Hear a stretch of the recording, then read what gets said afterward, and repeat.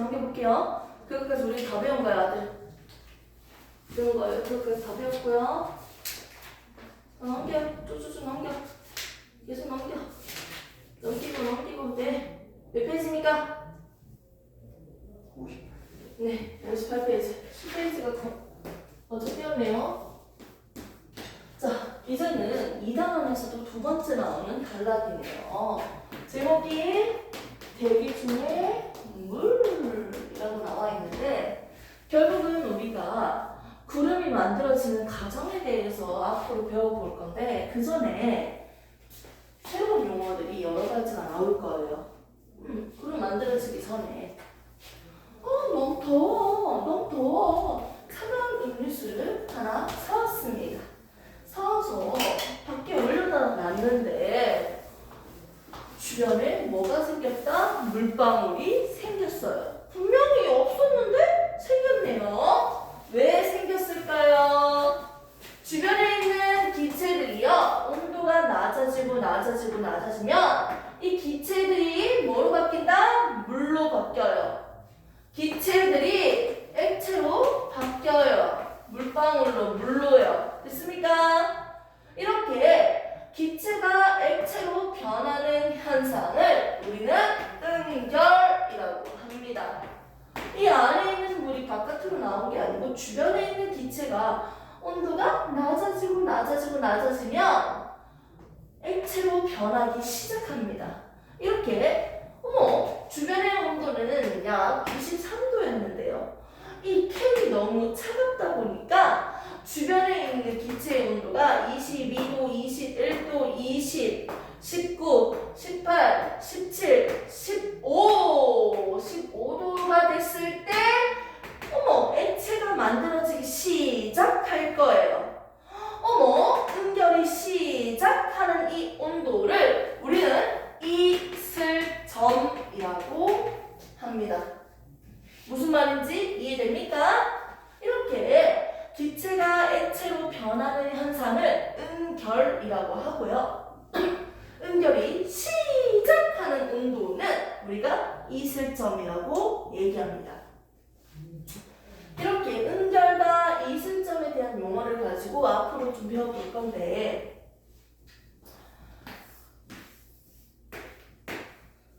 온도에 따라서 수증기 안에 공기, 저기 있는 공기 1kg이야. 단위는 뭐다?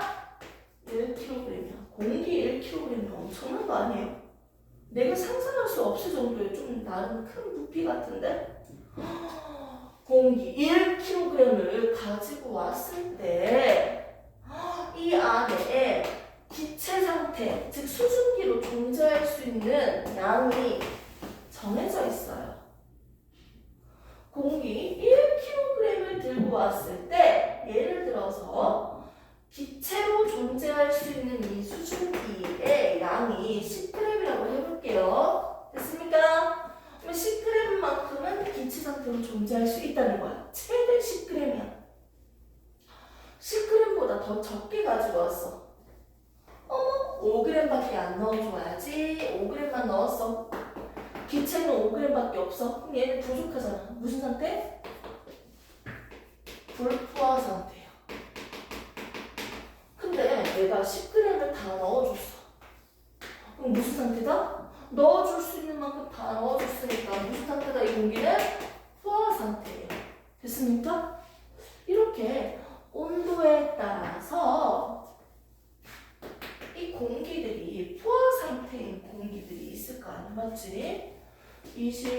30도일 때는요, 1kg라는 공기에 수증기가 10g이 들어갈 수 있습니다. 정해져 있어요. 기체로 존재할 수 있는 양이 얼마다? 10g입니다. 이런 식으로 정해져 있다면, 또 온도가 낮아졌어. 더 낮은 온도에서는 부피 조금 작아진 느낌일까? 자, 이때는 공기 1kg을 그대로 들고 왔는데 기체 상태로 존재할 수 있는 양이 8g입니다. 이런 느낌이야. 그러면 20g, 20도일 때는 똑같이 기체를 1kg을 들고 왔는데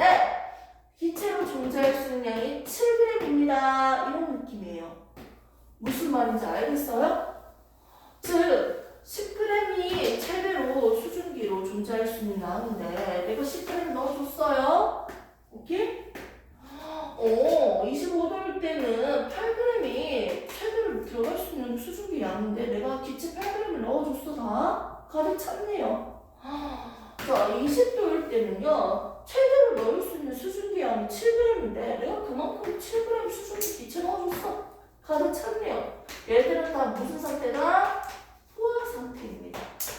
됐습니까? 들어갈 수 있는 만큼 다 넣었다. 포화 상태가 찼다는 거죠.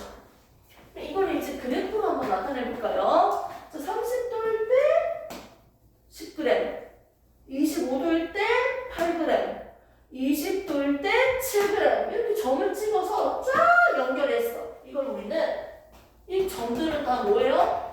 포화 상태인 점들이잖아. 포화 상태인 점들을 선으로 쫙 연결했으니까 이건 무슨 곡선이다? 포화 곡선이라고 합니다. 그럼 여기 포화 곡선 위에 있는 이 점들은요 무슨 상태예요? 이 위에 점이 있다. 이 공기는 포화 상태이다. 불포화 상태이다. 가포화 상태이다 한다면 무슨 상태? 포화 상태라고 대답하면 되겠죠. 됐습니까? 그래서 수증기 온도에 따른 수증기의 포화 곡선을 그려봤어요. 오케이. 그래서 기온과 수증기량이라고 지금 적혀져 있죠. 기온에 따른 각각 수증기량이 얼마입니까? 라고 포화 곡선을 그렸습니다. 그래서 온도에 따른 수증기량을 나타내고 있는 포화 곡선을 저렇게 이해하시면 돼요. 만일 이거 실제 값은 아니고 내가 마음대로 정한 거야. 지금은 이해하기 쉽게 10g이라고 했는데 정말 30도일 때 10g이라고 했는데 나는 지금 얼마밖에 안 주겠다? 7g밖에 안 주겠대요. 그럼 점 어디 있어요? 여기 있겠죠. 됐습니까? 이 A 공기는 결국 무슨 뜻이에요? 공기 1kg 들고 왔는데 여기에 최대로 들어갈 수 있는 기체는 몇 그램 들어갈 수 있다? 기체 몇 그램 들어갈 수 있어요? 30도에서 공기 1kg 떠오면 기체가 몇 그램 들어올 수 있어요? 몇 그램 들어올 수 있어요? 10g이 기체 상태로 존재할 수 있다고요. 근데 내가 지금 가지고 있는 양은 얼마예요? 7g밖에 없잖아요. 그럼 지금 가득 찼어요? 덜 가득 찼어요? 맞죠? 10개 중에서 1개만 들어간 꼴이니까요. 수증기가 부족하죠? 무슨 상태다? 불포화 상태예요. 그래서 그래프에서 오른쪽 아래에 있는 점들은 무슨 상태다? 불포화 상태라고 대답하시면 됩니다. 그러면 그래프 위에 있는 점들은 무슨 상태다? 포화 상태라고 얘기를 하는 거죠. 그래프 위에 있는 점들은 무슨 상태다? 가포화 상태예요. 더 들어갔으니까. 이때 공기 1kg에 최대로 넣을 수 있는, 존재할 수 있는 수증기의 양을 우리는 뭐라고 얘기할까요?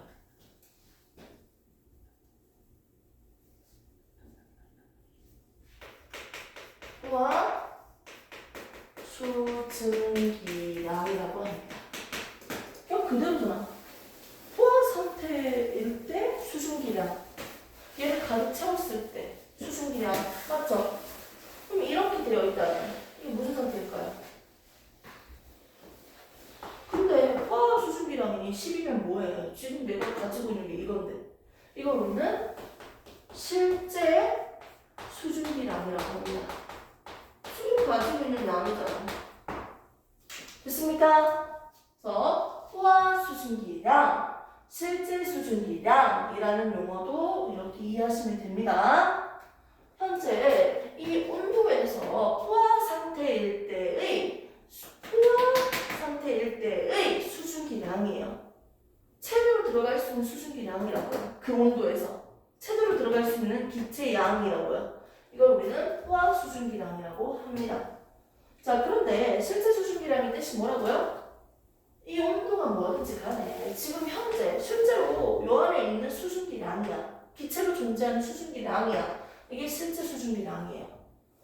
만일 이 점은요, B라는 점은요, 얘는요, 지금 10g이 들어갈 수 있는데 10g 다 있는 거잖아. 맞지? 얘는 무슨 상태예요? 비공기는 포화 상태예요. 오케이? 저 곡선위에 있는 애들 다 이런 상태네. 맞지? 여기서 잠깐. 여기가 어느 정도로 건조하니, 습하니 한번 계산을 해볼까요? 상대적인 습도, 습한지를 나타내고 건조한지를 비교할 수 있는 상대 습도인데요. 상대 습도는요, 잘 봐요. 10 중에서 10g이 다 들어갔죠. 그러면 10분의 10이니까 지금 습도가 몇 %다? 100%예요. 10개 중에 가득 찼잖아. 100% 포화 상태잖아. 상태 습도는 100%예요. 이거 계산 어떻게 한다? 최대한 들어갈 수 있는 양에다가, 맞지? 포화 수증기 양에다가 얼마큼? 실제로 지금 있는 수증기량 하죠. 비율이니까 곱하기 100 곱해주면 어떻게 됩니까? 70. 100분의 1로 계산하죠. 아, 지금 상태 습도가 얼마다? 70%구나. 이거 계산 어떻게 써요? 최대로 들어갈 수 있는 양 포화 수증기량분에 지금 현재 있는 실제 수증기량을 올려서 곱하기 100 해주시면 됩니다. 이렇게 하면 우리가 뒤에서 배우는 상대 습도까지 지금 배웠어요. 힘들다. 조금만 더 으쌰으쌰. 조금만 더 으쌰으쌰. 아, 지금까지 우리 뭐 배웠습니까? 대기 중에 물이라고 해서 이 물들이 어떻게, 어떤 일들이 일어나서 구름이 만들어지는지 기본적인 개념에 대해서 배우는 단원이에요. 먼저, 어머, 주변에 있는 기체가 뭐로 바뀐다? 액체, 수증기들이 수증기가 물로 바뀐다, 액체로 바뀐다. 이걸 우리가 뭐라고 했습니까? 응결이라고 했어요. 그래서 온도가 낮아지고 낮아지고 낮아졌을 때 응결이 시작하는 온도를 우리가 이슬점이라고 했습니다. 아, 액체가 만들어지기 시작하는 온도죠?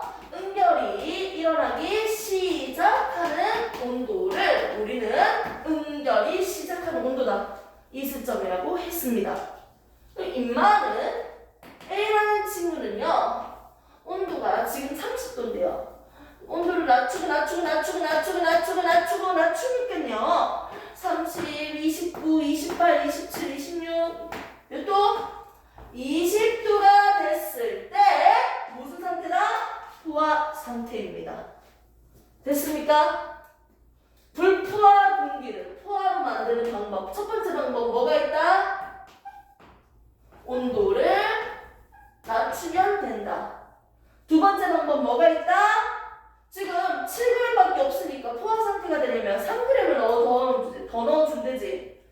즉 수증기를 공급해주면 되겠다.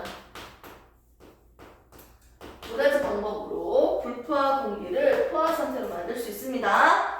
근데 온도를 낮춰주니까 포화 상태가 됐고요. 온도를 더 낮출까요? 더 낮추니까 이때 10도일 때는요, 어머, 수증기로 존재할 수 있는 양이 5g이에요. 한번 그림으로 한번 그려보겠습니다. A의 공기는 이 상태였는데요. 온도를 낮추니까요. 어떻게 됐다? 온도 낮췄어요. 그럼 20도가 됐죠? 20도일 때 어떻게 됐어요? 원래 기체로 존재하는 양이 얼마야? 7g인데 어차피 7g 있었잖아. 어머, 가득 찼네. 포화 상태로 바뀌었죠. 됐습니까? 온도 또 낮췄어요. 낮추니까 온도 몇 도 됐다? 10도가 됐습니다. 이때 기체로 존재할 수 있는 양 얼마다? 5g이에요. 근데 얘는 지금 몇 g 있었어? 7g 있었잖아. 근데 7g 전부 다 기체로 존재할 수 있다 없다? 없어요. 기체로 존재할 수 있는 양이 얼마라고요? 5g이라고요. 5g만 기체로 존재하고 나머지 몇 g?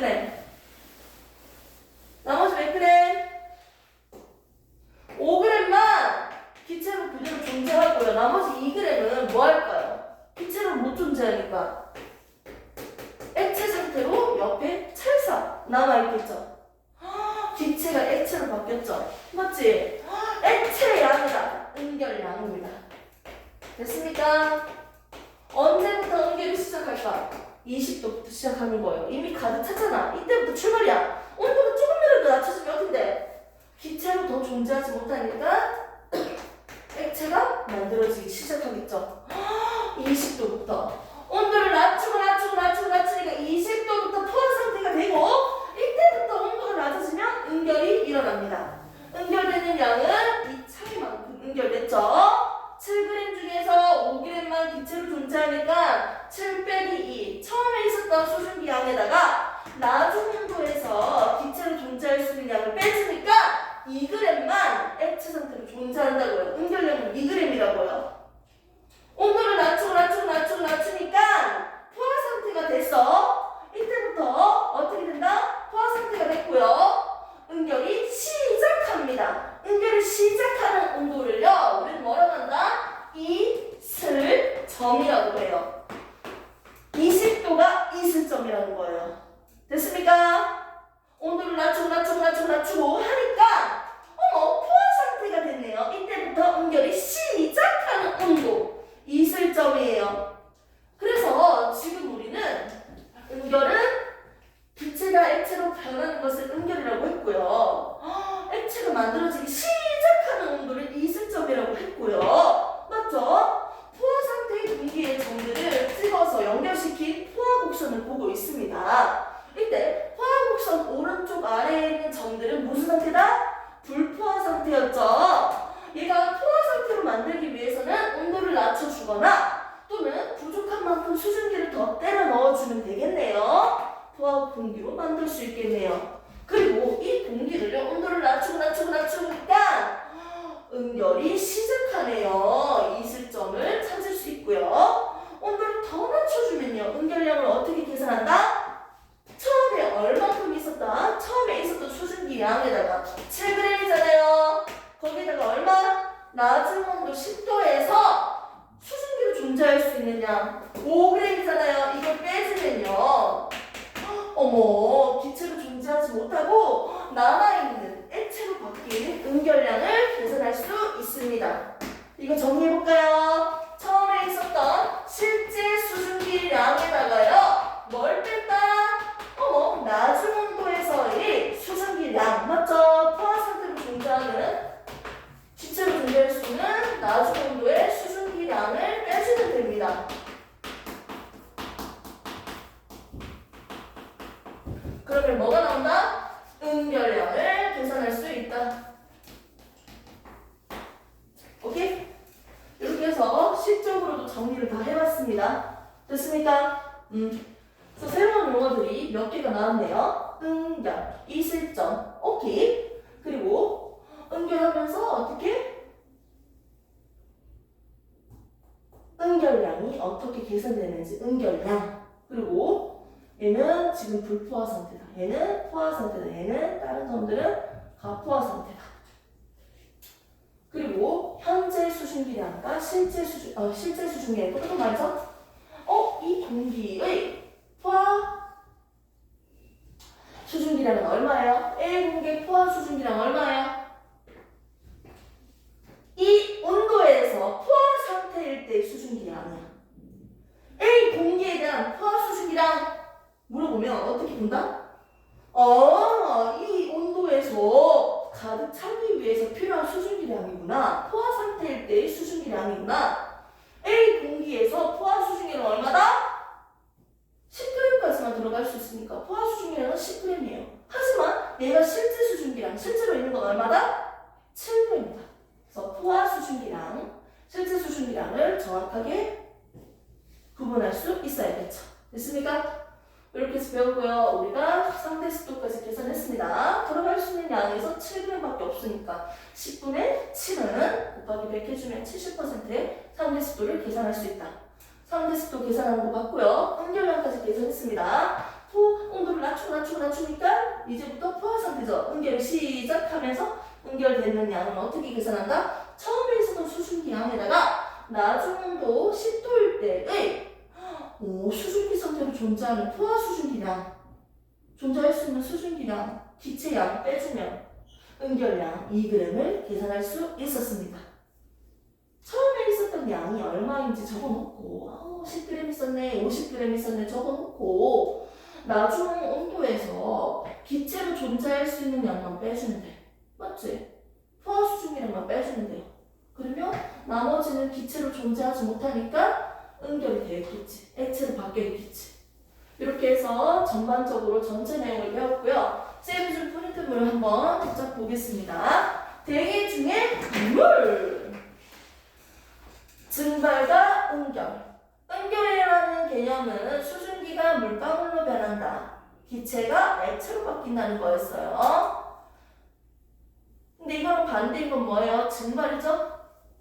기체가 액체로 바뀌었으니까 이제는 액체가 기체로 변하는 걸 증발이라고 하는데 밑에 포화 상태랑 불포화 상태는 무슨 상태다? 최대로 포함할 수 있는 만큼 다 때려 넣어 있어. 포화 상태에 덜 들어가 있어. 불포화 상태라고 배웠습니다. 오른쪽에 포화 수증기랑 곡선을 한번 보겠습니다. 포화 곡선을 한번 보니까요.